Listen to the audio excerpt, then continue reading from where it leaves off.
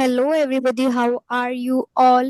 So, cost and management accounting की already हमने 4 units cover up कर ली हैं. So now this will be your last unit, that is unit number 5 of cost and management accounting, right? So without any further delay, we are just starting our unit number 5. Okay, so this is your notes that I have prepared for you. Okay, कोई भी doubt आता है, कोई भी challenge आता है, definitely comment down and I will reply to your comments. So now unit number 5 है आपकी contemporary issues in cost accounting and management accounting. ठीक है, सिलेबस मैंने आपको दे दिया है, BBA, FIA and BMS. Both student can refer this video, and अगर आप apart from other course structure से हो तो definitely as per the syllabus you can watch this video, right? This will be your syllabus. I have given it. Give me a moment. This is काफी छोटी सी unit है ये, so it will not take your much time and we will complete it as soon as possible. And some students are asking for the macroeconomics, right? Macroeconomics के one shot कब आएंगे? सो macro का I am मतलब मैं सोच रही थी कि आपको मई एंड में प्रोवाइड करूं, जस्ट बिकॉज कि fourth semester BBA, FIA and BMS के जो पेपर स्टार्ट हो रहे हैं वो स्टार्ट हो रहे हैं आपके 13 मई से, राइट? एंड जो सेकंड सेमेस्टर वाले बच्चे हैं बीबीए, एफआईए एंड बीएमएस के, उनके पेपर स्टार्ट हो रहे हैं जून में, राइट? सो फोर्थ सेमेस्टर वाले बच्चों के लिए मुझे वीडियो प्रिपेयर करनी पड़ेगी. फॉर दैट रीजन आपका macro economic and quantitative techniques may gate delay, but I will try कि क्वांटिटेटिव टेक्निक्स का मैं मई में प्रोवाइड कर दूं. सिर्फ मैक्रो का थोड़ा सा डिले, मतलब मई एंड में, और इसका मैं 15 मई से पहले ट्राई करती हूँ क्वांटिटेटिव टेक्निक्स का, right? So this will be your scenario, क्योंकि काफी सारे कमेंट्स आ रहे थे फॉर द सेम. ठीक है, सो मैंने आपको अपडेट प्रोवाइड कर दिया है. नाउ अब हम स्टार्ट करते हैं टारगेट कॉस्टिंग को. टारगेट कॉस्टिंग क्या होती है समझेंगे. सो टारगेट कॉस्टिंग क्या है? एक स्ट्रैटेजिक कॉस्ट मैनेजमेंट टेक्निक है जो यूज की गई है primarily during the product planning में एंड डिजाइनिंग स्टेज में.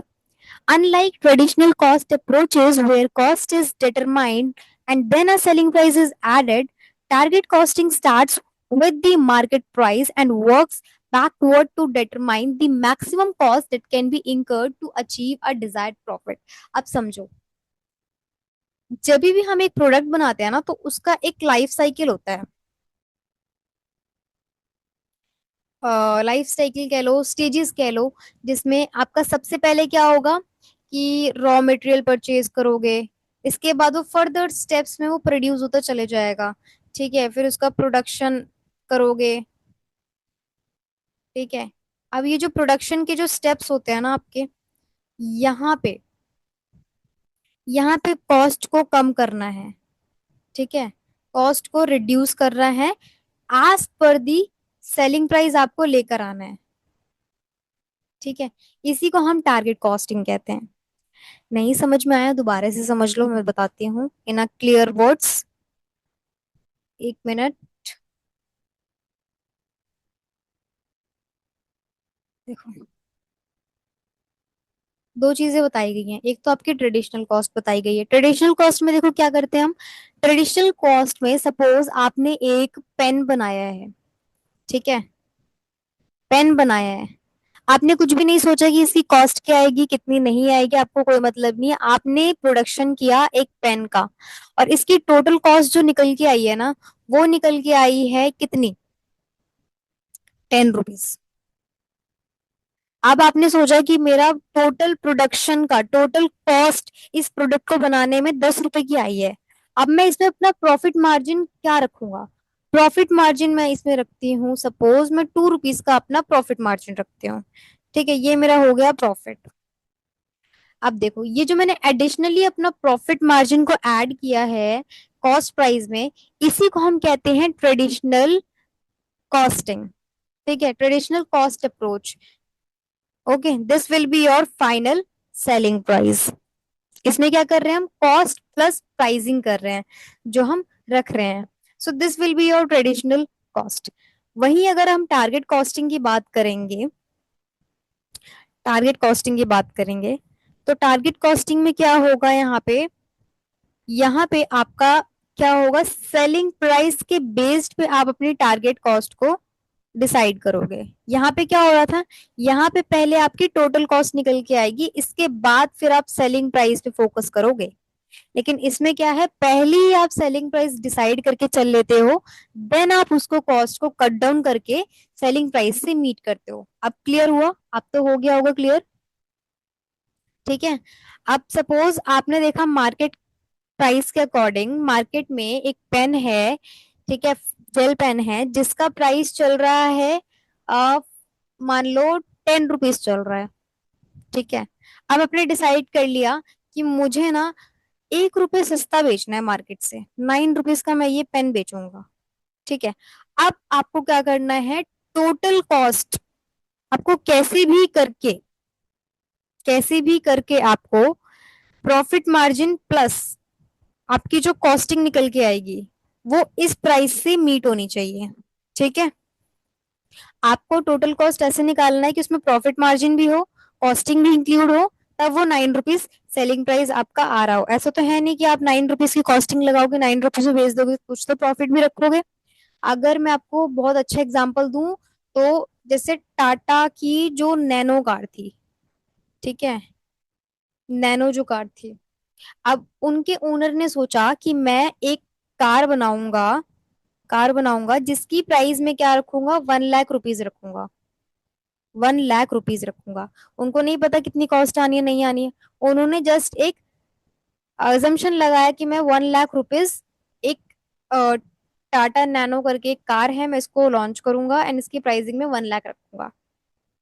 इसके बाद फिर ये मैन्युफैक्चर होना शुरू करिए। हमने हर एक प्रोडक्शन के स्टेप में जो हम प्राइस को कट डाउन कर रहे हैं ताकि हम अपने सेलिंग प्राइस को मीट कर सकें, इंक्लूडिंग आवर प्रॉफिट मार्जिन, इसी को हम कहते हैं टारगेट कॉस्टिंग। समझ में आ रहा है, नाम से ही समझ में आ रहा है टारगेट कॉस्टिंग, कि हमने एक टारगेट बना लिया है एंड उसी के अकॉर्डिंग हम कॉस्ट को क्या करेंगे, डिसाइड करेंगे, कॉस्ट को कंट्रोल करेंगे। आया समझ में? आई होप अब तो क्लियर हो गया होगा, कोई भी डाउट्स नहीं होंगे यहाँ पे। सो टारगेट कॉस्टिंग हमने समझ लिया है। डेफिनेशन देखोगे आप यहाँ पे, तो डेफिनेशन है, target costing is a pricing method used by a companies to manage cost during a product development. It involves setting a target cost by subtracting a desired profit margin from a competitive market price. As usual, जो कि मैंने आपको बताया कि market में आपको suppose 10 rupees का price चल रहा है, तो डिजायर्ड प्रॉफिट मार्जिन हमें जो भी रखना है, सपोज 2 रुपीज का रखना है, तो इसको अगर आप माइनस कर दोगे तो आपकी जो कॉस्ट आएगी वो कितने रुपीज की आएगी, 8 रुपीज की आपकी यहाँ पे क्या आई, कॉस्ट आई है। ठीक है, 8 रुपीज की आपकी यहाँ पे कॉस्ट आई है जो आपको करनी पड़ेगी। एंड प्रोडक्ट डेवलपमेंट, जब आपका प्रोडक्ट डेवलप हो रहा है तो हर एक स्टेज में आप उसको की कॉस्ट को कट डाउन करने की कोशिश करोगे ताकि आप अपनी सेलिंग प्राइस से मीट कर सको, आप अपने टारगेट से मीट कर सको। समझ में आया? ठीक है, अब देखो हम टारगेट कॉस्टिंग कैसे निकालते हैं, तो here is the formula of calculating the target costing. Target cost निकल के आती है, सपोज आपका जो भी टारगेट प्राइस है या फिर सेलिंग प्राइस कह लो, जो भी आप रख रहे हो, 1 लाख रुपीज अगर आपने रखी हुई है, ठीक है, 1 लाख रुपीज अगर हमने सेलिंग प्राइस रखा हुआ है, तो ऐसा तो है नहीं कि हम प्रॉफिट अपना नहीं कर रहे होंगे। प्रॉफिट तो हर एक बिजनेस की नींव होती है, प्रॉफिट अगर नहीं होगा तो your business can not survive. तो हमने सपोज 20,000 का यहाँ पे क्या कर लिया, प्रॉफिट मार्जिन रखा है अपना, तो हमारी टारगेट कॉस्ट कितनी आनी चाहिए, 80,000 की आनी चाहिए, राइट, 80,000 रुपीज की आनी चाहिए। एंड एक, आप सपोज उस कार को बनने में 4 प्रोसेस लग रहे हैं, ठीक है, 4 प्रोसेस लग रहे हैं, और हर एक प्रोसेस में हमें कितना रुपीज लग रहा है, 20,000 रुपीज का लग रहा है, दैट विल बी फाइन। लेकिन अगर इस वाले स्टेप में 30K लग रहा है, तो भाई हमें कैसे भी करके इसको हमें 20K लाना पड़ेगा, या फिर हम सबसे ऐसे कट डाउन करें कि ये हमारा टोटल 80,000 का कॉस्ट आ जाए। So that is up to you. ठीक है, बट टारगेट कॉस्ट को हमें मीट करना पड़ेगा। ठीक है, टारगेट प्राइस क्या है यहाँ पे? Price customer are willing to pay. Target price वो प्राइस है जो कस्टमर विलिंग टू पे है, मतलब सेलिंग प्राइस हो गया। ठीक है, सेलिंग प्राइस ही कस्टमर देगा। 1 लाख की अगर नैनो है तो 1 लाख ही देगा ना कस्टमर, ज्यादा तो नहीं देगा, है ना। नैनो का प्राइस 1 लाख क्यों निकाला टाटा जी ने? कि गरीब लोगों के लिए 1 लाख रुपीज इज सफिशियंट, ताकि वो इजीली उस पे इन्वेस्ट कर सके। ठीक है, एंड डिजायर्ड प्रॉफिट क्या होगी? जो कंपनी एक प्रॉफिट मार्जिन एक्सपेक्ट कर रही है for a particular product, right. Target cost क्या है यहाँ पे? टारगेट कॉस्ट देन आपकी क्या होती है? Maximum cost allowed to ensure the profitability निकल के आ जाती है, कि मैक्सिमम हमें 80,000 रुपीज का हम यहाँ पे टारगेट कॉस्ट लगा सकते हैं, कॉस्टिंग लगा सकते हैं for producing that product, right. Profit margin तो हम कम नहीं कर सकते, कॉस्टिंग ही हम कर सकते हैं। तो maximum, this is your target. Target का मतलब समझते हैं ना? दिस इज योर टारगेट, इससे नीचे ही रहना है, ऊपर नहीं जाना, मैक्सिमम है बिकॉज, राइट। क्लियर है आपको? ओके, आगे मूव करते हैं। अब देखो प्रोसेस क्या है टारगेट कॉस्टिंग का। प्रोसेस ये है, देखो स्टेप्स वाइज है। तो सबसे पहले क्या करते हैं हम? मार्केट प्राइस को क्या कर लेते हैं? डिटरमाइन कर लेते हैं। मार्केट को एनालाइज करते हैं, कस्टमर के एक्सपेक्टेशंस क्या हैं, कॉम्पिटिटर्स हमारे कितने प्राइस में बेच रहे हैं, कितने प्राइस में नहीं बेच रहे हैं, मार्केट का रिसर्च क्या कहता है। मार्केट रिसर्च करेंगे ताकि हम आइडेंटिफाई कर सके रीजनेबल प्राइस को that customer are willing to पे।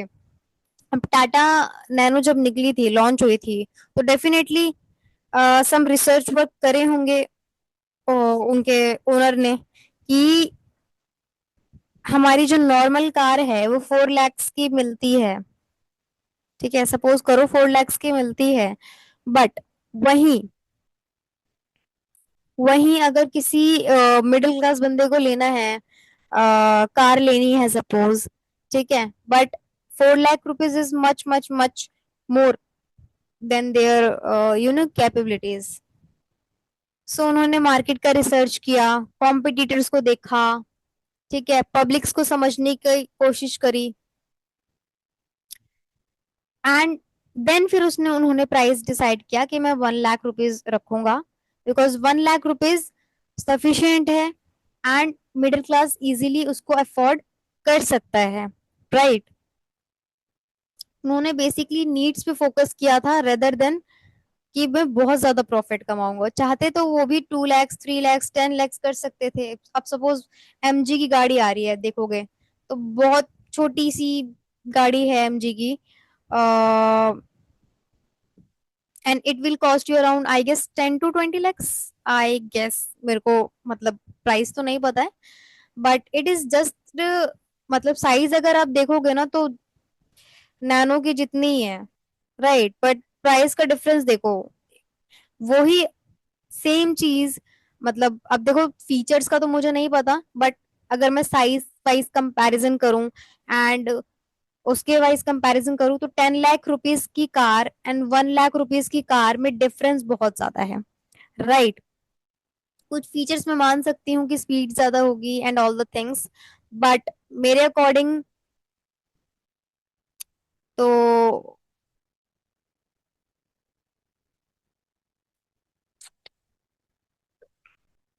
Sorry, so this is it. 1 lakh rupees हमने यहाँ पे आइडेंटिफाई करा, रीजनेबल प्राइस हमने रखा कि वो एक पब्लिक के रीच में हो, सॉरी, राइट।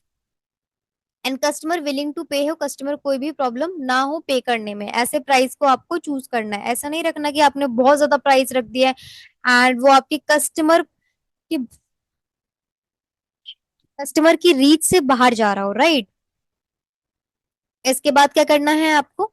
आपने सेलिंग प्राइस डिसाइड कर लिया, अब नाउ हमें डिजायर्ड प्रॉफिट चुनना है कि डिजायर्ड प्रॉफिट क्या रहेगा। Determine the companies expected profit margin. अब देखो कंपनीज के हिसाब से क्या प्रॉफिट मार्जिन होना चाहिए, may vary depending on the product category, business strategy और return on investment। जाहिर सी बात है कि ये डिपेंड करेगा कि आप प्रोडक्ट क्या बना रहे हैं। पेन बना रहे हैं, छोटा प्रोडक्ट है तो उसमें प्रॉफिट कितना रखना चाहिए, बड़ा प्रोडक्ट है तो उसमें प्रॉफिट मार्जिन कितना रखना चाहिए। बिजनेस की स्ट्रैटेजी क्या है, क्या आपको नीडी पीपल पे फोकस करना है या फिर आपको सिर्फ रिच पीपल से फोकस करना है, ठीक है। तो या फिर आप आरओआई कितना चाहते हैं, रिटर्न ऑन इन्वेस्टमेंट कितना चाहते हैं। सो that will be depend on your goal, ठीक है। तो आप जैसे कि मैंने बताया था कि 20,000 का हमने किया कि हमने प्रॉफिट मार्जिन रखना ही रखना है, as per the all situation and all the things, कि अगर हमें आगे भी चलना है, अपनी कंपनी को आगे बढ़ाना है तो डेफिनेटली इतना प्रॉफिट हमें चाहिए होगा, right. So this is your this set desired profit. Selling price decide हो गया, प्रॉफिट मार्जिन डिसाइड हो गया, एंड नाउ हम इजीली क्या निकाल सकते हैं, टारगेट कॉस्ट को निकाल सकते हैं। निकाल सकते हैं ना, कैसे, by using the formula target cost equal to target price minus desired profit, right. अब फिर क्या करना है, एस्टिमेट करनी है करंट कॉस्ट को, कि करंट कॉस्ट हमारी कितनी निकल के आ रही है। Estimate the actual cost using existing technologies process and design. अब हम नॉर्मल प्रोसीजर से क्या बनाएंगे, कार बनाएंगे। अब देखेंगे कि उसमें कॉस्ट कितनी आ रही है, ठीक है। Identify any cost gap between target cost and estimated cost. Then फिर हम क्या करेंगे, गैप्स देखेंगे कि कितना गैप आ रहा है। फर्स्ट प्रोसेस में अच्छा चलो 20 के लगाए, ओके फाइन। सेकंड प्रोसेस में 20 के लगाए, ओके फाइन। थर्ड प्रोसेस में भाई 20 के लगना चाहिए था बट लग गया था, ठीक है। अब भाई गैप कहाँ आया, ये जो गैप आया 10 के का, ये कहाँ पे आया। आप क्या करना है, इसको एस्टिमेट करना है। आइडेंटिफाई करोगे, एनालाइज करोगे कॉस्ट के गैप को, कि cost current cost is higher than the target cost, then this gap must be eliminated। इसको हमें एलिमिनेट करना पड़ेगा, ठीक है। अगर टारगेट कॉस्ट इतनी है लेकिन करंट कॉस्ट हमारी ज्यादा आ रही है तो definitely we have to cut down, right. तो 10 के को हमें कैसे भी करके एलिमिनेट करना पड़ेगा, ठीक है, करना पड़ेगा। तो कैसे करोगे, cost reduction through value engineering method के थ्रू आप क्या कर सकते हो, कॉस्ट को कम कर सकते हो, रीडिजाइन कर सकते हो प्रोडक्ट को ताकि आप कॉस्ट को रिड्यूस करो। दोबारा से देखो स्टेप्स, 25 25 25 कर लो, राइट। या फिर रीडिजाइन करो कि हम भाई थोड़े से कम फीचर्स दे देंगे अपनी कार में, ठीक है। 4 सीट्स देंगे या फिर 2 सीट्स ही देंगे, या फिर अपनी कार की स्पीड को कम रखेंगे, पेट्रोल वाली देंगे, डीजल वाली देंगे। तो काइंड ऑफ फैसिलिटीज को थोड़ा सा कम कर सकते हो, रीडिजाइन कर सकते हो। या फिर कोई भी अल्टरनेटिव मटेरियल ले सकते हो, सस्ता मटेरियल ले सकते हो, कि मतलब ज्यादा महंगा नहीं यूज करना है तो सस्ता यूज कर सकते हो। प्रोसेसेस, सप्लायर्स जो आपको सस्ते में मटेरियल दे सके, एलिमिनेट कर सकते हो नॉन वैल्यू एडिंग फीचर्स और स्टेप। जो चीज आपकी उस प्रोडक्ट को बनाने के लिए इंपॉर्टेंट नहीं है, just for the show off है, वो चीज आप क्या कर सकते हो, इजिली एलिमिनेट कर सकते हो to cut down the cost, right. So this is the all kind of strategy that Tata Nano has followed, जो कि मुझे काफी ज्यादा ज्यादा ज्यादा अच्छा लगता है, ठीक है। कि they have thought about our middle class peoples, and then उन्होंने फिर एक कार लॉन्च करी, राइट। बट एक फ्लॉप ही हुई थी ये, मतलब बहुत ज्यादा लोगों ने पसंद तो नहीं किया था इसको। But it's fine, it's about the mentality of the people. But it's a brilliant idea, मतलब मेरे पॉइंट ऑफ व्यू से तो, राइट। स्टेप नंबर 7 में क्या करते हैं, इम्प्लीमेंटेशन करते हैं एंड मॉनिटर करते हैं। अब हमने सारी चीज देख ली, रीडिजाइन करना है या फिर कोई भी अल्टरनेटिव प्रोसेस करने हैं, या फिर हमें नॉन वैल्यू एडिंग फीचर्स को हटाने हैं। सो बेस्ट अल्टरनेटिव हम देख लेंगे एंड उसको इम्प्लीमेंट करेंगे, एंड इम्प्लीमेंट करने के बाद मॉनिटर करेंगे कि वो चीजें सही से इम्प्लीमेंट हो रही है कि नहीं हो रही। Finalise the design with the target cost, and continuously हमें क्या करना है, मॉनिटर करना है एक्चुअल कॉस्ट को during the production to a stay within the limits के बाहर ना जाए वो चीज, right। So this will be your the process of target cost, right। अब देखो फीचर्स क्या है टारगेट कॉस्टिंग की, फीचर्स क्या है कि सबसे पहले ये मार्केट ओरिएंटेड है। मार्केट ओरिएंटेड क्यों है कि pricing and costing are based on the customer willingness to pay. ठीक है, इसमें प्राइसिंग एंड कॉस्टिंग जो है वो कस्टमर की बेस्ड पे होती है कि कितना वो पे करेगा। सेलिंग प्राइस हमने सोच रखा है कि भाई 1 lakh rupees easily for purchasing a car, for purchasing a car middle class spend कर सकता है, राइट।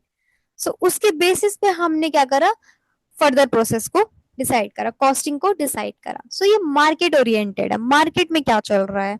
ठीक है, प्रॉफिट प्लानिंग टूल के अकॉर्डिंग क्या फीचर्स है कि स्टार्ट करता है with a clear profit objective. ठीक है, कि अगर हम 1 लाख का प्रोडक्ट बना रहे हैं तो हमें कितना प्रॉफिट मार्जिन उसमें रखना चाहिए। ठीक है, सो दैट इज योर, मतलब क्लियर है आपका कि हमें कितना प्रॉफिट मार्जिन रखना चाहिए। Now cost control from a design stage. Ensure cost control even before the production starts. कि हमने सेलिंग प्राइस डिसाइड कर ली, ठीक है, प्रॉफिट मार्जिन भी डिसाइड कर लिया, टारगेट कॉस्ट निकल के आ गई। ठीक है, तो यहीं से हम क्या कर देते हैं, यहीं से हम डिसाइड कर लेते हैं कॉस्ट को कंट्रोल करने की, क्या कर लेते हैं, मतलब प्रोसेस को स्टार्ट कर देते हैं। मतलब प्रोडक्शन अभी शुरू भी नहीं हुआ, हमने टारगेट कॉस्ट पहले निकाल दी कि हमें हर एक प्रोसेस में इतना पैसा खर्च करना है। सो कॉस्ट कंट्रोल करता है before the production start. Cross functional approach है इसका because involves team for marketing, designing, engineering and finance. Obvious सी बात है कि अब इतनी सारी चीजें कर रहे हैं तो आपको हाई टेक्निकल बंदे या फिर हाई इंजीनियर्स लग सकते हैं, हाई मार्केटिंग फाइनेंस की टीम, मतलब एक प्रॉपर टीम होनी चाहिए आपकी। ठीक है, एजुकेटेड कह लो, मतलब स्पेशलिस्ट होने चाहिए। बिकॉज कार बनाना है तो ऐसा भी नहीं है कि वो कार चलनी ही नहीं चाहिए या फिर उसका इंजन खराब हो, साल 2 साल के बाद चले ही ना, खटारा हो, एक्सीडेंट हो रहे हैं, ये हो रहा है, वो नहीं, सेफ होना चाहिए। सो उसके लिए आपको क्या लगेंगे, इंजीनियर्स लगेंगे, फाइनेंस की टीम लगेगी, मार्केटिंग की टीम, डिजाइन की टीम। क्रॉस फंक्शनल अप्रोच एक होना चाहिए टीम्स के अंदर। कॉन्टिन्यूस प्रोसेस होगा, ठीक है, बिकॉज हम एक्चुअल कॉस्ट को टारगेट कॉस्ट से मीट करने की कोशिश कर रहे हैं, तो जो भी गैप्स होंगे that will be eliminated, that should be eliminated. ठीक है, इवेल्युएशन, रिफाइनमेंट ड्यूरिंग डेवलपमेंट, ये हमारा कॉन्टिन्यूसली चलता रहेगा। सो that is your feature of target costing. आगे मूव करते हैं। ऑब्जेक्टिव क्या है टारगेट कॉस्टिंग के, ऑब्जेक्टिव यही है कि इसमें हमें क्या करना है, प्रोडक्शन की जो भी कॉस्ट आए उसको रिड्यूस करना है early in the product development to ensure profitability by aligning cost with the customer value. ठीक है, अपने प्रॉफिटेबिलिटी को क्या करना है, निकालना है by the customer value, customer की कॉस्ट वैल्यू को वो मतलब इम्पैक्ट भी ना करे, कस्टमर जितना पे करना चाहता है उतने में ही हम अपना क्या कर ले, प्रॉफिट मार्जिन भी रख लें।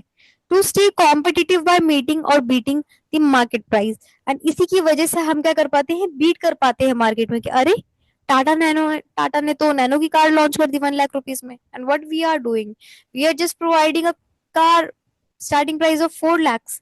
हमें कौन पूछेगा हम कहाँ लैग कर रहे हैं। सो कॉम्पिटिटिव को आप इस वे से बीट कर रहे हो। ठीक है, to foster innovation while maintaining a profitability.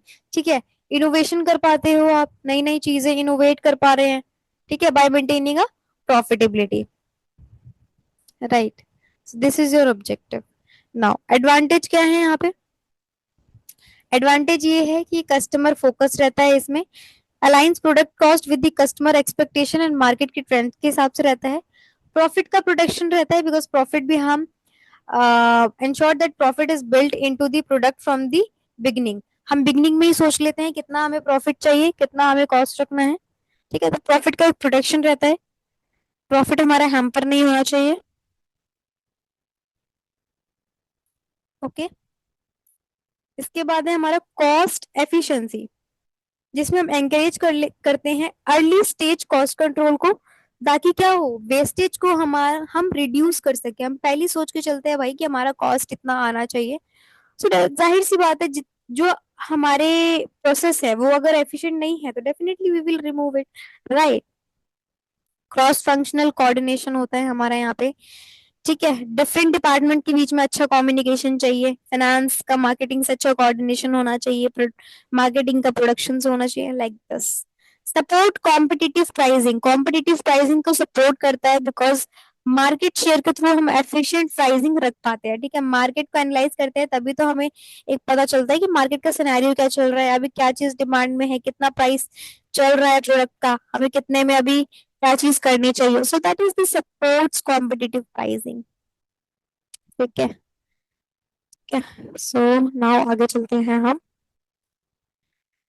So this is your limitation of target costing. क्या लिमिटेशंस हैं? सबसे पहले लिमिटेशन है कि इसमें एक्यूरेट फोरकास्टिंग लगानी पड़ती है। ठीक है, फ्यूचर को प्रेडिक्ट करके हमें एक्यूरेट फोरकास्टिंग लगानी पड़ती है, बिकॉज अगर आप देखोगे तो क्या है, हम फोरकास्टिंग ही तो कर रहे हैं कि भाई हमने सेलिंग प्राइस एक प्रोडक्ट बनाया, उसका सेलिंग प्राइस हमने ये रखा, रियलिटी में तो नहीं हो रही, हम पहले एजम्पशन ही कर रहे हैं। ठीक है, फोरकास्ट ही कर रहे हैं चीजों को। सो मार्केट प्राइस को, कॉस्ट को एस्टिमेट करना, that is your forecasting. Precise manner में हम क्या कर रहे हैं, फोरकास्ट ही कर रहे हैं। इसके बाद कैन इफेक्ट प्रोडक्ट की क्वालिटी। प्रोडक्ट की क्वालिटी हैम्पर कर सकती है। अब भाई हमने 80,000 में कार बनानी है, कार बनानी है। अब ऑब्वियस सी बात है उसमें हम हाई क्वालिटी की चीजें तो नहीं लगाएंगे, जाहिर सी बात है। हम उसमें लो कॉस्ट लेकिन एफिशिएंट वाली चीजें लगाएंगे कि वो चीज चल जाए, कोई लॉस भी ना हो। ठीक है, एंड हमारा नुकसान भी ना हो, वो चीज भी बन जाए। तो यही चीज है कि प्रोडक्ट की क्वालिटी में रिडक्शन आ सकता है, इफेक्ट कर सकता है।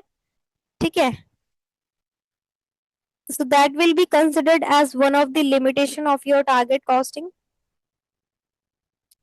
एंड टाइम इंटेंसिव हो सकता है, बिकॉज एक डिटेल एनालिसिस लगेगा, आपको प्रॉपर रिसर्च की टीम लगेगी, सबसे आपको एडवाइस लेना पड़ेगा, राय सलाह लेनी पड़ेगी। इसके बाद फिर आप कहीं जाके उसको इम्प्लीमेंट कर पाएंगे। ठीक है, फिर वो चीज प्रोडक्शन बनेगी, फिर वो सेलिंग होगा, मार्केटिंग वाले अपना काम करेंगे। That is a kind of long process that takes a lot of time to do that, right? Time intensive है। मे लिमिट इनोवेशन, इनोवेशन को लिमिट कर सकता है। क्यों? क्योंकि designers may feel constrained by strict cost boundaries.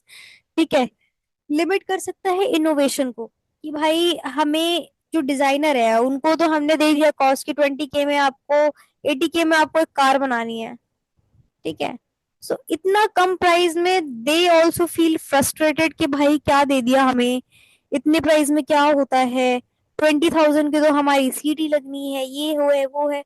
तो cost boundaries की वजह से वो कंस्ट्रेंटेड फील करते हैं बहुत ज्यादा, यू नो, बंदिशें कहते हैं ना, वो फील करते हैं। रेजिस्टेंस टू चेंज हो सकता है कि एम्प्लॉयर रेजिस्ट कर सकते हैं the shift from the traditional costing method. वो चाहेंगे कि भाई पहले हमारा प्रोडक्ट बन जाए अच्छा खासा, इसके बाद फिर हम सेलिंग प्राइस करें। तो काइंड ऑफ एक रेजिस्टेंस भी हो रहती है एम्प्लॉयज की, स्टाफ की, डिजाइनर्स की। ठीक है,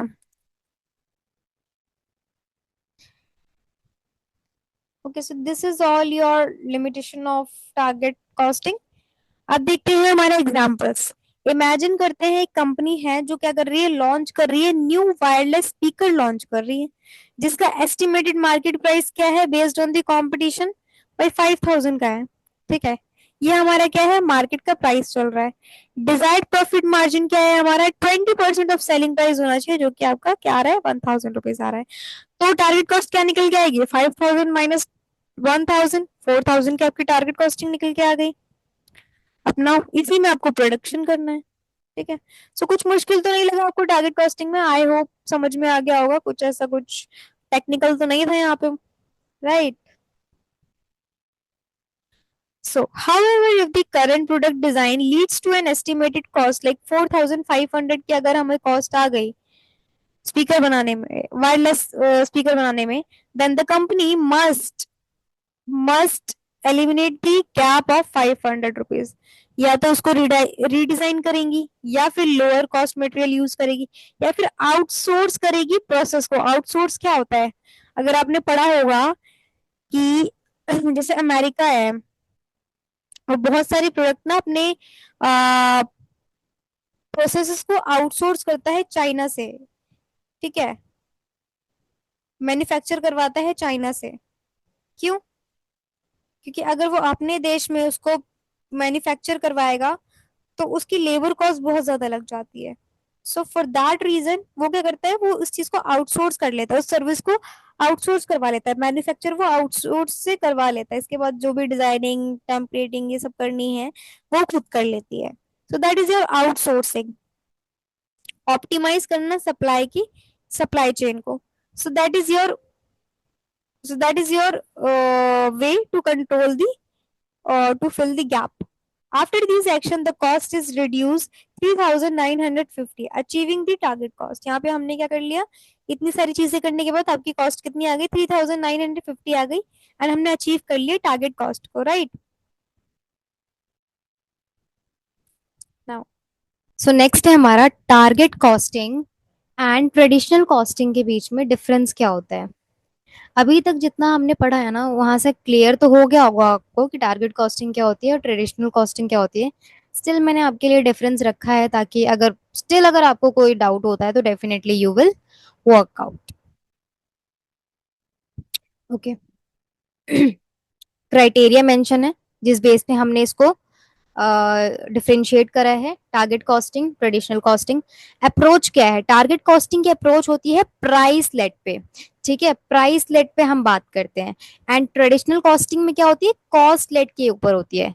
नहीं समझ में आया, इतना चीजें बता दी मैंने, समझ में आ गया। टारगेट कॉस्टिंग में हम प्राइस को लेके चलते हैं, मार्केट में प्राइस क्या चल रहा है फॉर अ प्रोडक्ट।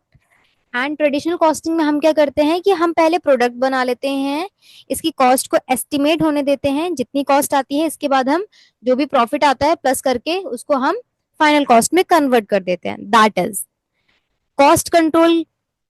में क्या डिफरेंशिएट है, टारगेट कॉस्टिंग में हम क्या करते हैं, एट डिजाइन स्टेज में हम कॉस्ट को कंट्रोल करते हैं। मतलब कि जब आपका प्रोडक्शन स्टेज होता है फॉर अ प्रोडक्ट, ठीक है, प्रोडक्शन का जो भी स्टेज है यहाँ पे हम कॉस्ट को कंट्रोल करने की कोशिश करते हैं। लेकिन ट्रेडिशनल कॉस्टिंग में क्या होता है कि जब प्रोडक्शन हो जाए, प्रोडक्ट बन जाए, इसके बाद हम कॉस्ट को कंट्रोल करने की कोशिश करते हैं by increasing our profit rate. ऐसे ही करते हैं। ठीक है, नेक्स्ट अप्रोच है हमारा फोकस। फोकस किसमें होता है, टारगेट टारगेट कॉस्टिंग में हमारा फोकस जो रहता है वो कस्टमर पे रहता है और मार्केट पे रहता है। लेकिन ट्रेडिशनल कॉस्टिंग में हमारा प्रोडक्ट पे और कंपनी पे सारा का सारा फोकस रहता है। प्रॉफिटेबिलिटी किसमें होती है, प्रॉफिटेबिलिटी इंश्योर्ड करता है फ्रॉम द बिगिनिंग, मतलब बिगिनिंग लेवल पे हमारा प्रॉफिट होना चाहिए। एंड इसमें अनसर्टेन हो सकता है कि भाई इतनी ज्यादा आपने कॉस्ट लगा दी है प्रोडक्शन में कि प्रॉफिट आपको बहुत ज्यादा हाई रखना पड़ रहा है जिसकी वजह से कस्टमर उसको बाय ही नहीं कर रहा है। तो उस केस में भी आपका प्रॉफिट का रेट डिफर कर सकता है। या फिर महंगा समझ के कि भाई प्रीमियम क्वालिटी का है इस वजह से आपकी सेल आनी शुरू हो गई। तो अनसर्टेन है, हो भी सकता है नहीं भी हो सकता है। लेकिन जो हम टारगेट कॉस्टिंग लेके चलते हैं उसमें हम इंश्योर करते हैं, मार्केट को एनालिसिस करके ऐसा प्रोडक्ट बनाते हैं जो कि कस्टमर के रेंज में आए। तो डेफिनेटली हम क्या कर रहे हैं, बिगिनिंग से लेके चल रहा है कि हम प्रॉफिट कितना कमाएंगे उस प्रोडक्ट पे और कैसे कमाएंगे, राइट। ओके।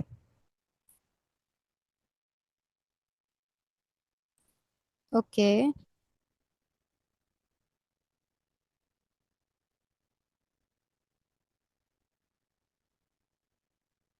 ठीक है, प्रॉफिटेबिलिटी के बाद है यहाँ पे इनोवेटिव इनोवेशन। इनोवेशन में target costing cost effective innovation होता है। कॉस्ट इफेक्टिव इनोवेशन को एंकरेज किया जाता है यहाँ पे। इनोवेशन में इंक्रीज कॉस्ट, मतलब कि ट्रेडिशनल कॉस्टिंग में माना जाता है कि इनोवेशन से क्या होगा, कॉस्ट बढ़ेगी। लेकिन कॉस्ट इफेक्टिव इनोवेशन को हम यहाँ पे एंकरेज करते हैं, ट्रेडिशनल कॉस्टिंग में हम उसको एंकरेज करते हैं। एप्लीकेशंस कहाँ पे हैं इसकी, एप्लीकेशंस कहाँ पे हैं, एप्लीकेबिलिटी ऑफ टारगेट कॉस्टिंग कहाँ पे है। Target costing is used in industries where, जहाँ पे प्रोडक्ट इनोवेशन इज फ्रीक्वेंट, जहाँ पे प्रोडक्ट की इनोवेशन रिक्वायर्ड है। ठीक है, मार्केट कंपटीशन जो है वो बहुत ज्यादा हाई है, एंड प्राइस सेंसिटिविटी बहुत ज्यादा स्ट्रांग है। कॉमन इंडस्ट्रीज क्या है इसमें? कॉमन इंडस्ट्रीज है आपकी जितनी भी ऑटोमोबाइल इंडस्ट्रीज होती हैं, इलेक्ट्रॉनिक के आइटम्स होते हैं, कंज्यूमर ड्यूरेबल्स होते हैं, एरोस्पेस हो गए, फिर हेल्थ केयर के प्रोडक्ट्स। तो ये सारी कॉमन इंडस्ट्रीज है जहाँ पे ट्रेडिशनल कॉस्टिंग लगती है। क्लियर हो गया? और ट्रेडिशनल नहीं, टारगेट कॉस्टिंग लगती है। ठीक है। स्टिल अगर आपको कोई डाउट है तो डेफिनेटली यहाँ पे कॉन्सेप्ट एंड प्रैक्टिकल के ऊपर मैंने यहाँ पे एक वीडियो का लिंक अटैचमेंट किया है, तो ये आप देख लेना, आप यहाँ से क्लियर हो जाएगा। प्रैक्टिकल क्वेश्चन है तो डेफिनेटली आपको जो भी मैं रिकमेंड करती हूँ ना वीडियो एंड किसी भी दूसरे का चैनल, तो वो आपको प्रैक्टिकल क्वेश्चंस में देखनी ही देखनी है। थ्योरी में यू कैन स्किप अगर मतलब क्लियर हो रहा है तो, बट प्रैक्टिकल स्किप नहीं करना है, because in my video I am not covering practical as more as theory. मतलब मैं थ्योरी ज्यादा आपको क्लियर करती हूँ, कॉन्सेप्ट ज्यादा क्लियर कर रही हूँ, क्योंकि क्वेश्चंस को कराने के लिए ही आपको बहुत ज्यादा टाइम लग जाएगा। You know, one one two two questions में take your 30 minutes to 1 hour। ठीक है, so that is not means time, that is very much time consuming for me also and for you also, but आपको reference में लगा के दे रही हूँ ताकि आप यहाँ से प्रैक्टिस कर सको। ठीक है, क्वेश्चंस के टाइप्स को समझ सको। इसके बाद प्रैक्टिस आपके ऊपर है कि आप कितनी प्रैक्टिस कर रहे हैं, एंड उसके accordingly you can score good. Second हमारा कॉन्सेप्ट था लाइफ साइकिल कॉस्टिंग। ठीक है, इसको हम LCC भी कहते हैं इन अ शॉर्ट फॉर्म। क्या होती है हमारी life costing, life cycle costing? ये क्या होती है? एक टेक्निक होती है जो यूज करते हैं evaluate the total cost of ownership over the entire life of a product. It involves the consideration of all cost associated with the acquisition, operation, maintenance and disposal of the item, giving a manager a broader financial perspective. Life cycle costing क्या होती है? देखो, जब भी आप machinery bye करते हो, ठीक है, तो क्या आप उसकी सिर्फ कॉस्ट देख के लेते हो? नहीं, उसका आप पूरा लाइफ स्पैन देखोगे, भाई कितने साल चलेगी। ठीक है, कितने साल चलेगी, कितना इस पे डेप्रीशिएशन लग रहा है, ठीक है, कितना हम इसका मेंटेनेंस चार्ज देंगे। ठीक है, ये सब चीजें हम कैलकुलेट करके चलते हैं। ओवरऑल प्रोडक्ट की जितनी लाइफ रहेगी तो उसकी स्टेजेस पे क्या क्या कॉस्ट आएंगी, इन सबको इंक्लूड करना, that is your life cycle costing. समझ में आया? टेक्निक है जो यूज करते हैं ताकि हम इवेल्युएट कर सके टोटल कॉस्ट कितना है, किसका? प्रोडक्ट का, for ownership over the entire life. मतलब उस प्रोडक्ट की एंटायर लाइफ लेने के लिए आप कितना कॉस्ट लगेगा, टोटल कॉस्ट क्या है। इफ सपोज एक मशीनरी है जो कि आपकी 60 ईयर तक चलनी है, तो उसकी कॉस्ट कितनी आएगी, ये है सिंपल वर्ड्स में। ठीक है, ऐसा नहीं है कि मशीनरी का प्राइस आपका सिर्फ 12 लाख रुपीज है तो 12 लाख की है, नहीं, उसके 60 ईयर्स के गैप में कितने खर्चे आ सकते हैं उसको इवेल्युएट करके, that will cost you around means 20 lakh. ठीक है, सो उसके बेसिस में आप कैलकुलेशन करोगे। इतना फोरकास्ट करके चलना पड़ता है इन अ कंपनी जहां पे ब्रॉडर लेवल का काम होता है। समझ रहे हो? डेफिनेशन क्या है यहाँ पे? डेफिनेशन ये है कि लाइफ साइकिल कॉस्टिंग एक प्रोसेस है जिसमें हम एस्टिमेट करते हैं total cost of an asset over it's useful life, including जिसमें एक्विजिशन भी होगा, ऑपरेशन भी होगा, मेंटेनेंस भी होगा और डिस्पोजल कॉस्ट भी हम उसमें इंक्लूड करेंगे कि भाई जब हम आपको डिस्पोज करेंगे एकदम, तो इसका फिर भंगार वाला कितना देगा हमें, disposal cost. Okay, clear? I guess clear हो गई होगी आपको डेफिनेशन। की प्रिंसिपल्स क्या है यहाँ पे? की प्रिंसिपल ये है कि इसमें फोकस जो होता है हमारा लॉन्ग टर्म कॉस्ट कंट्रोल में होता है रेदर देन दी शॉर्ट टर्म। लाइफ स्पैन देख रहे हो तो ऑब्वियसली लॉन्ग टर्म ही हुआ, शॉर्ट टर्म तो नहीं हुआ। ठीक है, एंकरेज कर रहे हैं कॉस्ट इफेक्टिव डिसीजन मेकिंग को at all stages of their life cycle. मतलब कि हर एक स्टेज पे हम क्या कर रहे हैं, कॉस्ट इफेक्टिव तरीके को अपना रहे हैं, एंकरेज कर रहे हैं। ठीक है, through all stages of a product life cycle, यही कर रहे हैं ना, और कुछ तो नहीं कर रहे। ऑब्जेक्टिव क्या है हमारा? ऑब्जेक्टिव ये है कि हम आइडेंटिफाई कर सके ट्रू कॉस्ट क्या है प्रोडक्ट की। ठीक है, सिस्टम की थ्रू आउट इट्स लाइफ कितना वो हम उस पे 20 लाख रुपीज खर्च कर रहे हैं, ठीक है, ओवर 60 ईयर्स। अगर वो हमें अगर वो हमें 50 लैक्स भी नहीं दे रहा है, 50 लैक्स तो मतलब बहुत ही कम हो गया, स्टिल तो वो यूजलेस है आपके लिए, है कि नहीं? तो बड़े बड़े लेवल पे ना ऐसी कैलकुलेशंस होती हैं, वो प्राइस पूरा लाइफ स्पेन का लेके चलते हैं। वो ये नहीं देखते कि अगर वही प्राइस टैग जो लगा है वो 12 लाख का है तो they will purchase it. No, they will check the life span, पूरा का पूरा चेक करेंगे। They will evaluate the cost through all the stages of a product life cycle, right? To aid decision making in a procurement and investment, to support sustainable choices and long-term planning, to compare alternatives not only by initial cost but also by a future expense। तो ये सारे objective हैं किसके?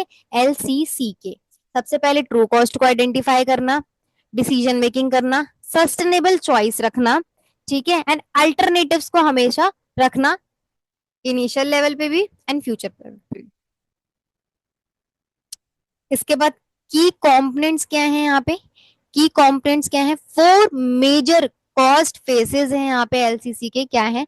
सबसे पहले acquisition, capital का cost जब हम करते हैं तो उसमें परचेज का प्राइस देखते हैं, डिजाइन एंड इंजीनियरिंग का देखते हैं, इंस्टॉलेशन कितना लगेगा, कमीशनिंग कितनी लगेगी, ट्रेनिंग हम कितना देंगे। तो ये सारा हमारा किसका आता है? एक्विजिशन। जब हम लेकर आते हैं कोई मशीनरी को तब हम ये कैलकुलेट करते हैं। इसके बाद हम क्या कैलकुलेट करते हैं? इसके बाद हम कैलकुलेट करते हैं ऑपरेटिंग कॉस्ट, कि उसको ऑपरेट करने में कितना कॉस्ट आएगा, एनर्जी कितना लगेगा, फ्यूल कितना लगेगा, ऑपरेटर वेजेस कितने लगेंगे, जितने लोग उसको चलाएंगे तो उसके वेजेस कितने लगेंगे, ठीक है, कंज्यूमेबल कितनी लगेंगी, यूटिलिटीज कितनी लगेंगी। इसके बाद फिर हम क्या करते हैं? मेंटेनेंस कॉस्ट उसकी क्या करते हैं? कैलकुलेट करते हैं। रूटीन सर्विसेज क्या रहेगी, एक साल में उसको हमें सपोज चेकअप करवाना पड़ता है, मेंटेन करवाना पड़ता है, उसकी स्पेयर पार्ट्स कितने के होंगे, रिपेयर वर्क कितने का है, मेंटेनेंस लेबर कितनी लगी, सो that will comes under your maintenance cost. इसके बाद क्या है हमारा? End of life disposal cost को भी हम यहाँ पे क्या करते हैं? इंक्लूड करते हैं। डीकमिशनिंग कितने लगेंगी, वेस्ट रिमूवल कितना निकलेगा, रिसाइकलिंग और सैल्वेज कितना होगा, और साइट रिस्टोरेशन कितने की होगी। So that is a way to calculate what? LCC. ठीक है, प्रैक्टिकल क्वेश्चन करना है इसका, स्किप नहीं करना, ठीक है? एलसीसी का नोट कर लो। इसके बाद स्टेप्स क्या है यहाँ पे लाइफ साइकिल कॉस्टिंग एनालिसिस का? सबसे पहले स्टेप 1 है डिफाइन करो पर्पस एंड स्कोप क्या है, what decisions will LCC inform and what is the analysis period. So क्या करना है? डिफाइन करना है पर्पस क्या है और स्कोप क्या है आपका। इसके बाद क्या करना है? अल्टरनेटिव्स करो कि इक्विपमेंट ए ये है, इक्विपमेंट बी ये है, ये 16 लाख का पड़ रहा है, ये 12 लाख का पड़ रहा है, इसकी लाइफ स्पैन 50 ईयर्स तक की है, इसकी 60 ईयर्स तक की है, कौन सा इफेक्टिव रहेगा, ये हमें इतना रेवेन्यू देगा, ये हमें इतना रेवेन्यू देगा। Always have alternatives to comparison. अगर आपके पास ऑप्शन ही नहीं हो तो आप ये क्या करोगे? एलसीसी लगाने का क्या करोगे? नहीं, कुछ नहीं करोगे। ऑप्शन है तो ये चीजें आप कर पाओगे, नहीं है तो फिर ऑप्शन ही नहीं है तो फिर क्या सोच रहे हो? लाओ मशीनरी, करो प्रोडक्शन, राइट? इसके बाद स्टेप 3 क्या है यहाँ पे? स्टेप 3 है लिस्ट कॉस्ट एलिमेंट, इंक्लूड करेंगे जितने भी कैपिटल हैं एंड रिकरेंट कॉस्ट है, मतलब जो बार बार के कॉस्ट आते हैं वो सारी चीज इंक्लूड करेंगे। एस्टिमेट करेंगे कॉस्ट कितना आ रहा है, वेंडर के codes, historical data and benchmark check करेंगे, सारी की सारी कॉस्ट को एस्टिमेट करेंगे। डिटरमाइन करेंगे टाइम वैल्यू ऑफ मनी कितना है, कैसे कैलकुलेट करते हैं time value of money? NPA, NPA method से हम इसको कैलकुलेट करते हैं। नेट प्रेजेंट वैल्यू कैसे कैलकुलेट करते हैं? ये इसका फॉर्मूला है, ठीक है? सीटी का मतलब है cost at time T, R का मतलब है डिस्काउंट रेट कितना है, टी का मतलब है टाइम ईयर, टी का मतलब है ईयर, ठीक है? तो ये फॉर्मूला है एंड डोंट वरी, मैंने आपके लिए लगाई हुई है प्रैक्टिकल्स के लिंक्स, वहां से आपको ये फॉर्मूला कैसे इंप्लीमेंट करना है वो चीज भी आ जाएगी।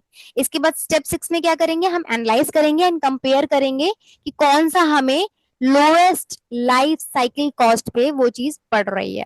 ठीक है, so that is a way to calculate the life cycle cost. Application क्या है यहाँ पे, एप्लीकेशन ये है कि इंफ्रास्ट्रक्चर प्रोजेक्ट जो भी होते हैं, रोड्स बनाना, बिल्डिंग्स बनाना, यहाँ पे हम एप्लीकेबल करते हैं। मैन्युफैक्चरिंग या फिर इंडस्ट्रियल के इक्विपमेंट्स जब बनाते हैं तब हम इसको एलसीसी लगाते हैं। आईटी के सिस्टम एंड सॉफ्टवेयर्स में, डिफेंस एरोस्पेस सेक्टर में, public procurement and green building design में, सो इन सब जगह पे हमारा एलसीसी यूज होता है। एनी डाउट, कोई हो तो definitely comment down, I will reply to your comments. Example देखो यहाँ पे, जैसे कि दो एयर कंडीशनर्स हैं, ठीक है, एलिमेंट मॉडल ए है एंड मॉडल बी है। परचेज कॉस्ट हमने निकाली, इसकी 35,000 आ रही है, इसकी 45,000 आ रही है। एनुअल एनर्जी कॉस्ट निकाली, इसकी 4,000 आ रही है, इसकी 2,000 आ रही है। इसके बाद चेक करते हैं भाई क्या क्या कॉस्ट है। इसके बाद हमारी कॉस्ट है मेंटेनेंस कॉस्ट, कितनी है, 1,000 की है एलिमेंट ए की, एंड एलिमेंट बी की है 800 रुपए। इसके बाद लाइफ स्पैन कितना है, इसका 10 साल का है और इसका भी 10 साल का है। नाउ, नाउ सैल्वेज वैल्यू कितनी है, इसकी 2,000 की है और एलिमेंट बी की 3,000 की है।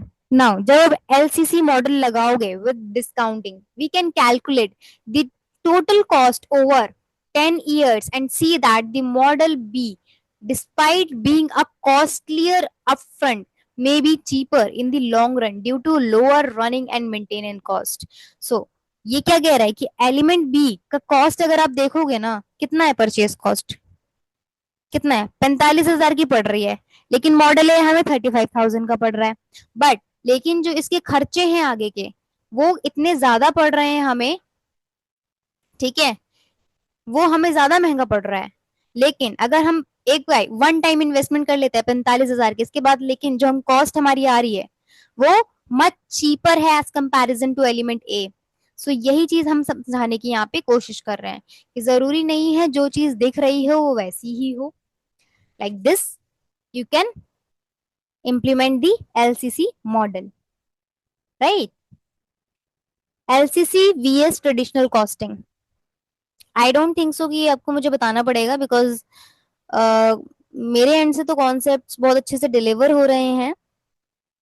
ठीक है, तो ये चीज तो आप मतलब पढ़ के ही you will figure it out कि क्या चीज है। ट्रेडिशनल कॉस्टिंग आपको पता है, फिर भी हम पढ़ लेते हैं फीचर्स के according and life cycle costing and traditional costing के बीच का डिफरेंस क्या है। टाइम फ्रेम होता है यहाँ पे हमारा, जिसमें हम होल लाइफ देखते हैं एसेट की, कितनी लाइफ साइकिल के अकॉर्डिंग हम पूरा का पूरा टाइम फ्रेम के अकॉर्डिंग यहाँ पे लेके चलते हैं। लेकिन ट्रेडिशनल कॉस्टिंग में क्या होता है कि एक्विजिशन फेज में हम सिर्फ सिर्फ कॉस्ट को देखते हैं। ठीक है, फोकस हमारा यहाँ पे क्या रहता है, फोकस रहता है कि टोटल कॉस्ट ऑफ ओनरशिप कितनी आएगी, उस प्रोडक्ट की ओनरशिप लेने के लिए कितनी कॉस्ट आएगी, 60 साल तक अगर हम वो प्रोडक्ट हमारे पास रहेगा तो उसका कॉस्ट कितना आएगा। यहाँ पे हमारा इनिशियल परचेज प्राइस जो होगा उस पर हमारा फोकस रहता है कि भाई अरे ये 12 लाख की पड़ रही है, ये खरीदो, क्यों हमें 16 लाख की खरीदनी, फोकस इस पे प्राइस टैग पे रहता है। डिसीजन मेकिंग यहाँ पे लॉन्ग टर्म का रहता है, यहाँ पे शॉर्ट टर्म पे कि अरे ये दोनों प्राइस है, सिंपल है भाई, 12 लाख के लो, सस्ती पड़ रही है, ऐसा होता है। Right, cost visibility, cost visibility किस में होती है, इसमें कंप्लीटली हिडन होती है कॉस्ट। जाहिर सी बात है, कंपनी तो नहीं बता रही है आपको कि भाई ये 12 लाख के हम बेच रहे हैं, इसके बाद मेंटेनेंस कॉस्ट आपका इतना लग जाएगा, ये इतना लग जाएगा, ये चीज बताएंगे तो उनके पास कस्टमर ही नहीं आएंगे, भाग जाएंगे। सो दैट इज हिडन। एंड ये छोटी छोटी कंपनीज ये सब काम करने नहीं बैठती हैं, ये सब काम करती हैं बड़े लेवल की कंपनीज। ठीक है, वहां आपको ये चीजें देखने को मिलेंगी, क्योंकि सबको लगता है कि भाई ये जो हम पढ़ रहे हैं इट इज नॉट यूजफुल, ऐसा नहीं है। ये आपको वहीं इस्तेमाल में आएगी जिनके लिए ये बनी है। You are studying a very, very, very higher studies. They are the professional degrees that you are doing. Okay, BBA and BBA, FIA and BMS is not a joke, right?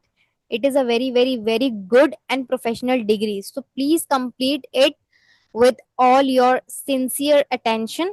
ठीक है, पूरा का पूरा ध्यान से पढ़ो, अच्छे से करो, and you will definitely get a good place. Rice, इसमें लिमिटेड होती है कॉस्ट विजिबिलिटी।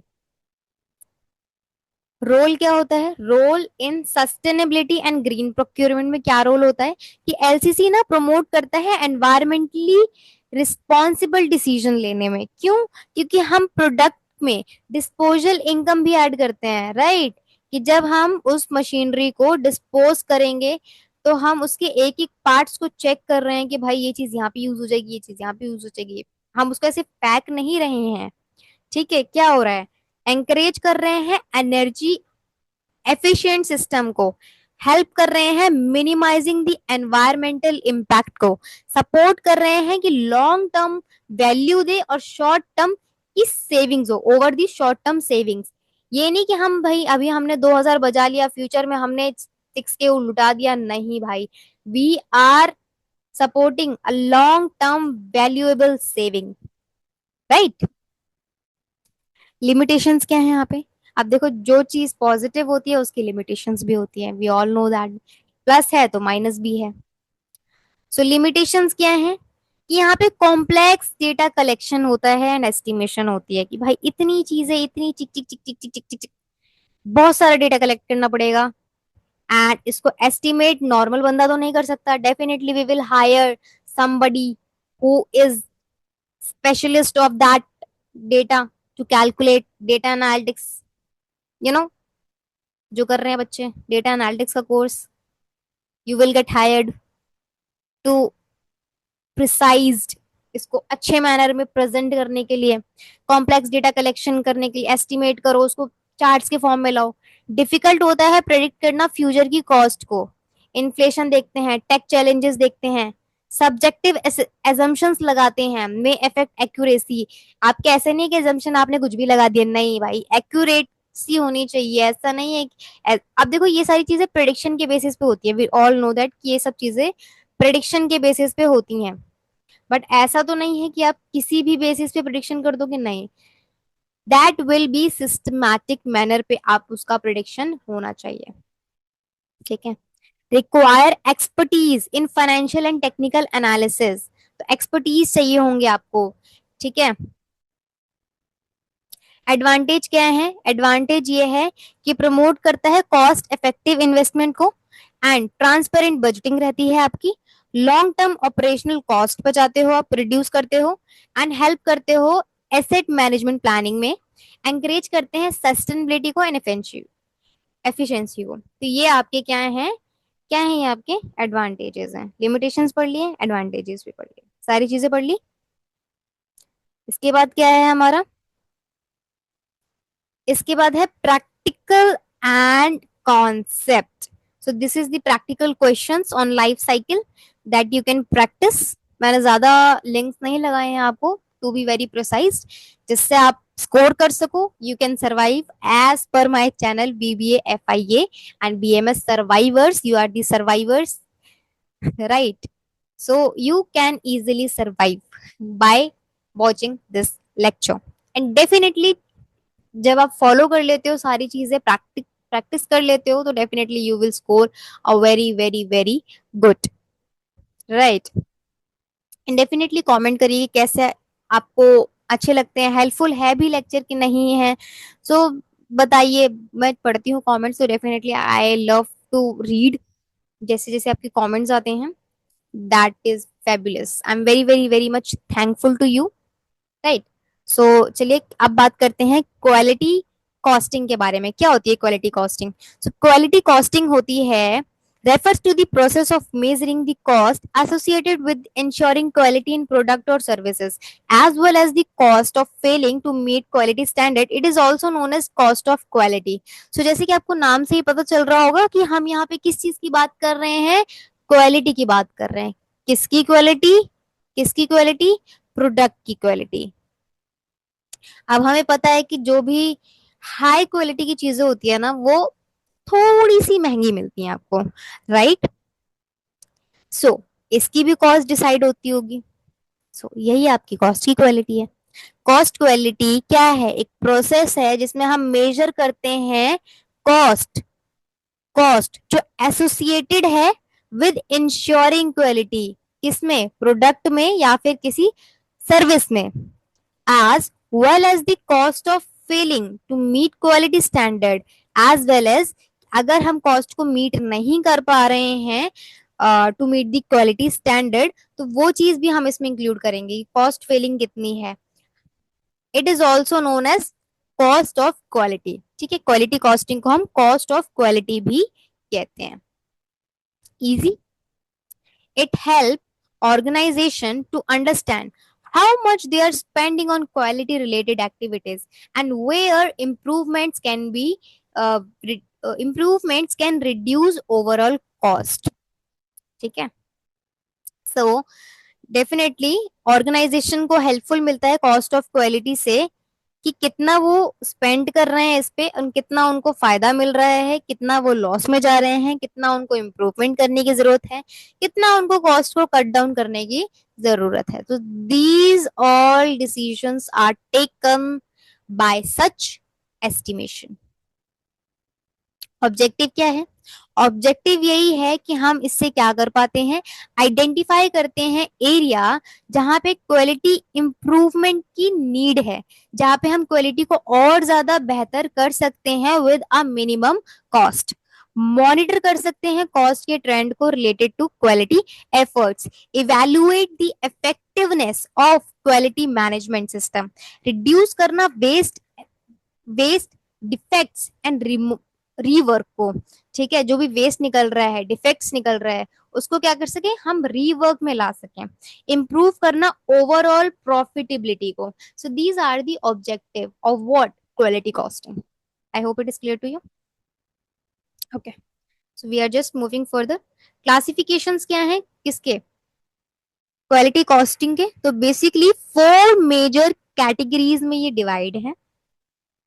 सबसे पहले आता है आपका प्रिवेंशन कॉस्ट। प्रिवेंशन कॉस्ट क्या होती है, नाम से समझ में आ रहा है, cost incur to avoid the defect in the first place, मतलब कि फर्स्ट प्लेस में जो भी डिफेक्ट्स आ रहे हैं उसको क्या करना है, हमें अवॉइड करना है। सो दैट इज, नाम से ही समझ में आ रहा है कि प्रिवेंशन करना।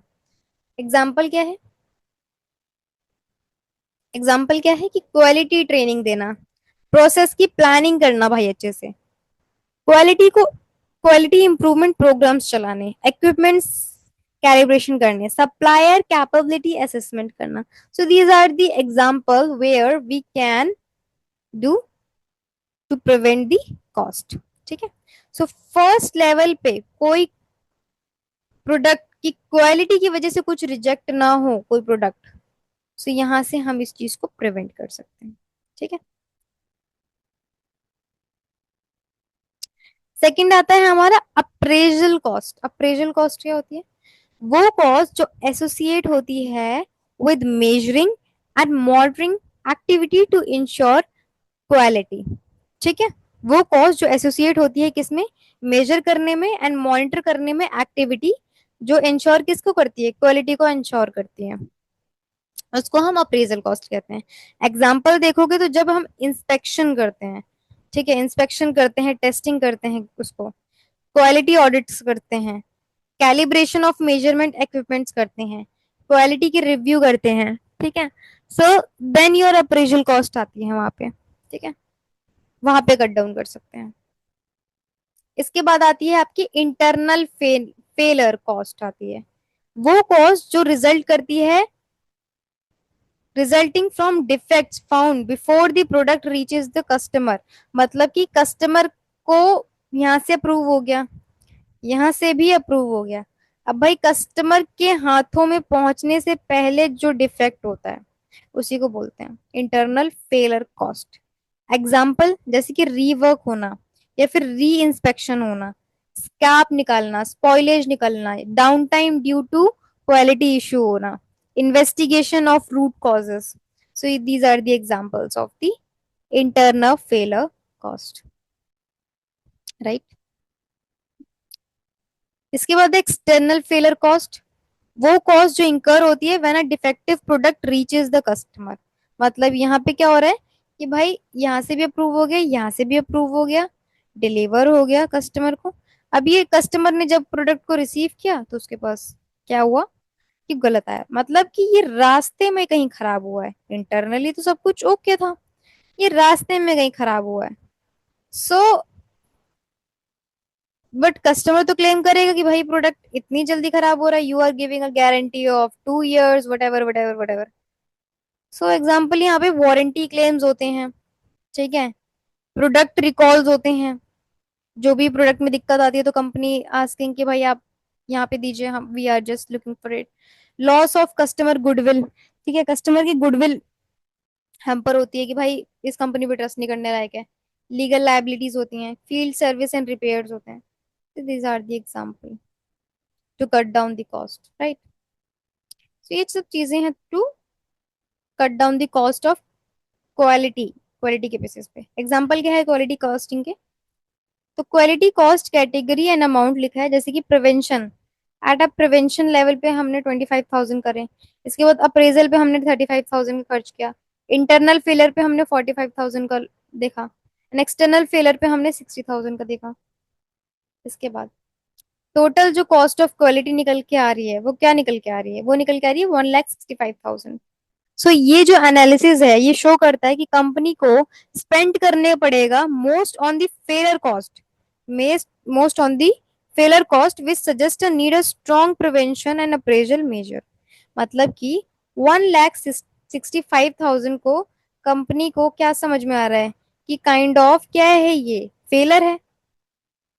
क्वालिटी, गुड्स की क्वालिटी अच्छी ना होने की वजह से क्या है, ये फेलर है, कॉस्ट का फेलर है। यही निकल के आ रहा है ना। मतलब इसको कम करना है हमने, तो company will take definitely a decision to do that, right. Definitely they will do some prevention activities. Benefits क्या है यहाँ पे? बेनिफिट्स ये हैं कि हेल्प करता है आइडेंटिफाई करने में कॉस्ट ड्राइवर्स को एंड जितनी भी इनएफिशिएंसीज आ रही हैं। प्रमोट करता है डेटा ड्रिवन डिसीजन मेकिंग करने में, in so that they can improve the quality of the product. Encourage करना प्रिवेंशन मेजर को over a corrective action, encourage करना कस्टमर की सेटिस्फेक्शन को एंड ब्रांड की रेपुटेशन बनाने को। Lead to significant cost saving over a time, cost saving तो हमारी हो ही रही है इससे। जब हम कॉस्ट ऑफ क्वालिटी को कम कर रहे हैं तो definitely we are just increasing our cost saving, cost बच रही है हमारी। लिमिटेशंस क्या है? लिमिटेशन ये है कि बहुत ज्यादा डिफिकल्ट है to accurately capture the hidden cost, ठीक है। रिक्वायर करना कंसिस्टेंट क्रॉस डिपार्टमेंटल कॉपरेशन को। डेटा कलेक्शन करना मे बी टाइम कंज्यूमिंग हो सकता है। क्वालिटी परसेप्शन करना कैन बी सब्जेक्टिव, ठीक है, हिडन कॉस्ट होती है इसमें। क्रॉस डिपार्टमेंटल कॉपरेशन करना पड़ता है, टाइम कंज्यूमिंग है बहुत ज्यादा एंड सब्जेक्टिव है। So these are the limitations of quality costing.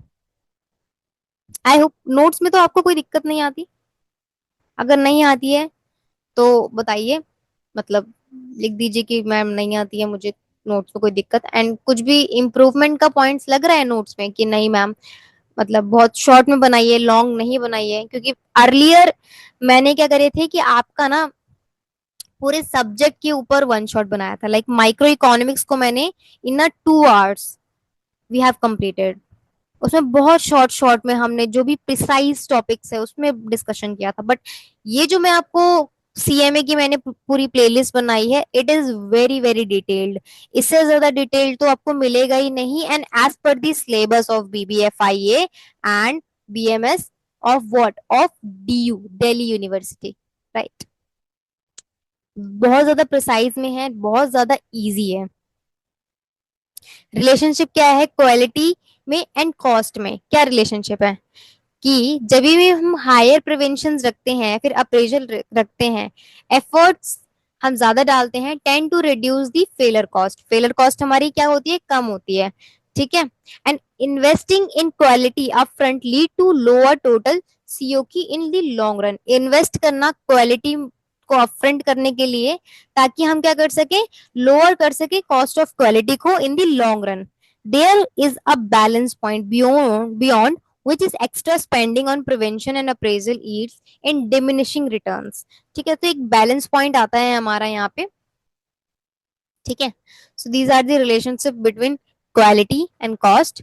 इसके बाद क्या है यहाँ पे, इसके बाद मैंने कुछ लिंक्स लगाए हैं, जैसे for more clarity about this topic you can refer this lecture, and for the concept and practical you can go with this। ठीक है। नाउ इसके बाद है आपकी activity based costing, very very very important. Last year आया था आपका activity based costing. जो शॉर्ट नोट्स थे उसमें आपका एबीसी का कॉन्सेप्ट पूछा गया था। तो never never never ever skip this. Definition क्या है एक्टिविटी बेस्ड कॉस्टिंग की, तो एक कॉस्टिंग मेथड है जो क्या करता है, आइडेंटिफाई करता है एक्टिविटीज को ऑर्गेनाइजेशन में एंड असाइन करता है cost of each activity to all product and service according to the actual consumption by each, that is known as the activity based costing। मतलब एक्टिविटी की बेस पे हम क्या कर रहे हैं, कॉस्टिंग को एलोकेट कर देना, एस्टिमेट कर देना। ठीक है, ए की एक्टिविटी ये है, बी की एक्टिविटी ये है, सी की एक्टिविटी ये है। सो इसके बेसिस पे कॉस्ट को कंट्रोल करना, that is your activity based costing. ठीक है। की प्रिंसिपल्स क्या है हमारे यहाँ पे, की प्रिंसिपल्स क्या है, की प्रिंसिपल यहाँ है कि ये जो कॉस्ट है ना, इसको ट्रेस किया जाता है by the activities rather than the departmental. मतलब डिपार्टमेंट्स की बेसिस पे हम यहाँ पे नहीं कर रहे हैं कॉस्ट, हम कॉस्ट को एस्टिमेट कर रहे हैं बाय एक्टिविटीज और ब्रॉड कैटेगरीज। कॉस्ट ड्राइवर्स क्या है, factor that cause cost are identified to allocate the expenses accurately. ठीक है। तो कॉस्ट ड्राइवर के बेसिस पे कॉस्ट ड्राइवर आइडेंटिफाई होंगे एंड देन हम उसमें क्या करेंगे, एलोकेट करेंगे जितने भी हमारे एक्सपेंस आ रहे हैं एक्यूरेटली के साथ, एक्यूरेशन के साथ। ऑब्जेक्टिव क्या है, ऑब्जेक्टिव यही है ताकि हम क्या कर सके, कॉस्ट की एक्यूरेसी ला सके, बेटर अंडरस्टैंड कर सके कॉस्ट के बिहेवियर को, आइडेंटिफाई कर सके नॉन वैल्यू एडिंग एक्टिविटीज कितनी है। ठीक है। अगर हम प्रोडक्ट में ट्रिपल पैकेजिंग कर रहे हैं, ट्रिपल पैकेजिंग कर रहे हैं फॉर व्हाट, टू मतलब कस्टमर की सिर्फ अटेंशन लेने के लिए, सो that is not useful. Consider कर लिए कि डबल पैकेजिंग में भी आपका काम हो रहा है एंड सेल भी उतनी ही आ रही है जितनी आपकी ट्रिपल में आ रही है, तो हम ट्रिपल का खर्चा क्यों उठाएं। हम एलिमिनेट कर सकते हैं इजिली कि नहीं कर सकते हैं, कर सकते हैं। दैट इज द थिंग कि नॉन वैल्यू एडिंग एक्टिविटीज को हम यहाँ पे रिमूव करेंगे, इंप्रूव करेंगे प्रोडक्ट की प्राइसिंग को एंड प्रॉफिटेबिलिटी को एनालाइज करेंगे, एड करेंगे स्ट्रैटेजिक डिसीजन मेकिंग में। ठीक है, क्या हमें डिसीजन लेना चाहिए क्या नहीं। की कंसेप्ट क्या है एबीसी में, सबसे पहले एक्टिविटी के बेस पे होता है कि कोई भी टास्क है या फिर यूनिट ऑफ वर्क है जिसमें क्या करते हैं, इंकर्ड कॉस्ट होती है, एनी टास्क और unit of work that incurred cost. ठीक है। एग्जाम्पल देखोगे तो कोई मशीन सेटअप करनी है, क्वालिटी इंस्पेक्शन करनी है, फिर मटेरियल की हैंडलिंग करनी है, तो दैट ऑल इंक्लूड कॉस्ट। इन सबको करवाने के लिए आपको कॉस्ट लगता है। ठीक है। सो एक्टिविटी क्या है, कोई भी टास्क और यूनिट जिसको परफॉर्म करने के लिए आपको कॉस्ट लग रही है। ठीक है, that is the activity cost. Cost drivers क्या होते हैं आपके, कॉस्ट ड्राइवर्स होती है, एक फैक्टर होता है, फैक्टर होता है जो कॉज करता है change in the cost of an activity. ठीक है, change in the cost of an activity. Example देखोगे तो number of setups, hours of machine use, number of orders, तो that is the cost drivers. इसके बाद है कॉस्ट पूल्स। कॉस्ट पूल क्या होती है, एक group of individual cost that are related to a single activity, group of individual cost जो कि रिलेटेड है किसमें, सिंगल एक्टिविटी में इन्वॉल्व है, that is the cost pool. Example देखोगे तो जैसे कि सारी कॉस्ट रिलेटेड है किसके लिए, मशीन को मेंटेनेंस करने के लिए, all cost related to a machine maintenance, that is the cost pool. Steps क्या है हमारे, स्टेप्स क्या है एक्टिविटी बेस्ड कॉस्टिंग के। सबसे पहले क्या करेंगे, हम आइडेंटिफाई करेंगे एंड डिफाइन करेंगे एक्टिविटीज को कि हमारे पेन को बनाने के लिए ए बी सी ये तीन क्या लगते हैं, स्टेप लगते हैं, एक्टिविटीज लगती हैं, सॉरी। ठीक है, एनालाइज करोगे प्रोसेस को and group them into the activities कि ए का काम ये है, बी का काम ये है, सी का काम ये है, एक्टिविटी के बेसिस पे। देन असाइन करेंगे cost, cost to activity cost pool कि इस पूरी एक्टिविटी करने के लिए you are taken 20K, you are taken 30K, you have taken 40K, मतलब आपको इतना मिलेगा, आपको इतना मिलेगा, आपको इतना मिलेगा। ठीक है, तो that is you have to do a categorize करना कॉस्ट को। डिटरमाइन करना cost drivers for each activity, choose करना है मेजरेबल फैक्टर्स, लेबर आर कितनी लगेगी, मशीन आर्स कितने लगेंगे, तो जो भी कॉस्ट के ड्राइवर्स हैं वो हमें करना है। कि सपोज इसमें आपकी पैकेजिंग लग रही है, ठीक है, पैकेजिंग करने के लिए आपके 3 लेबर लग रहे हैं, ठीक है, कितने डेज लग रहे हैं, कितने आवर्स में वो कर रहे हैं, that all you have to calculate. Same with like this activity, same with like this activity, you have to calculate the cost drivers, and cost drivers के according if you can reduce it, you can right calculate करना cost driver rates को। Cost driver rate क्या है, total cost in activity cost pool divide by total cost driver units, ऐसे आप निकालते हो cost driver rates को, ठीक है। स्टेप 5 क्या करना है, असाइन करना है एक्टिविटी कॉस्ट को प्रोडक्ट्स में। Activity cost assign cost driver rate into unit of consume product, so that's how you assign the activity cost to a product, ठीक है। वेरी वेरी वेरी इंपॉर्टेंट, तो स्टेप्स वगैरह ये सब चीजें आपको इसमें आनी चाहिए, फॉर्मूला, क्वेश्चन सॉल्व, ठीक है। तो एग्जाम्पल है एबीसी कैलकुलेशन का, सिनेरियो है एक कंपनी है जो मेक कर रही है 2 product, product A and product B, ठीक है। एक्टिविटी,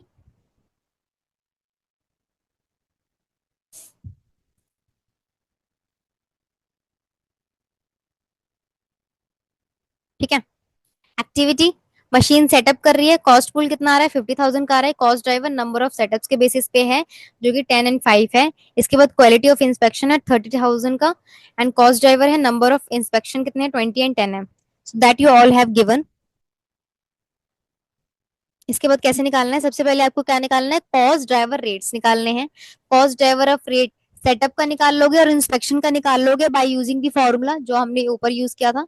तो 50,000 divided by the 10 plus 5, that will cost you 3,333.33 पैसा पर सेटअप।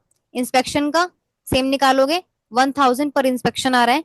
असाइंड कॉस्ट कितनी रहेगी पर प्रोडक्ट ए, असाइन कॉस्ट कितनी रहेगी, असाइन कॉस्ट कर दोगे आप 10 इंटू इतना एंड प्लस 20 इंटू इतना, so that will comes your what assign cost. Product B की 26,000 की असाइन कॉस्ट है, कितनी इनकी कॉस्ट निकल के आ रही है by ABC method. This gives a more accurate cost than the traditional averaging. ABC vs traditional costing, क्या डिफरेंस है दोनों का।